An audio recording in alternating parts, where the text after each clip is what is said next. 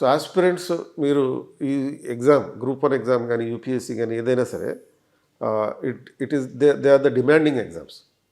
You should not demand the exam will demand you.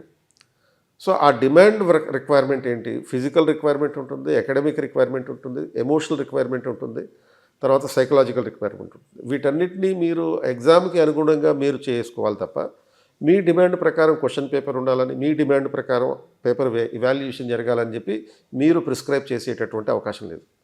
So మీరు ఆ రకంగా prescribe చేయడం మొదలు పెడితే మీరు కోర్టుల్లో కేసులు వేయడం తప్ప ఎటువంటి ప్రయోజనం ఉండదు. కాబట్టి మీరు మంచి ఆరోగ్యంగా ఉండాలి, దానికి మంచి ఆహారం తినాలి, కనీసం రోజుకు ఒక 7 గంటల పాటు నిద్రపోవాలి, అండ్ కనీసం ఒక 8-9 గంటల పాటు ప్రిపరేషన్ అవ్వాలి, రైటింగ్కి ఒక 2-3 గంటల పాటు రైటింగ్ ప్రాక్టీస్ చేయాలి. అండ్ ఎమోషనల్గా మీకు సపోర్ట్గా ఉండడం కోసం మీ పేరెంట్స్ తోటి, మీ స్పౌస్ తోటి ఎవరైతే ఉంటారో మీ రిలేటివ్స్ తోటి రెగ్యులర్ టచ్లో ఉండండి. ఫ్రెండ్స్ తోటి అయితే ఒక టైం పెట్టుకుని ఫ్రెండ్స్ తోటి టచ్లో ఉండండి. ఎమోషనల్గాను సైకలాజికల్గాను మీకు కావాల్సిన సపోర్ట్ దొరుకుతుంది. దీన్ని దృష్టిలో పెట్టుకుని మీరు ప్రిపేర్ అయితే మంచిది.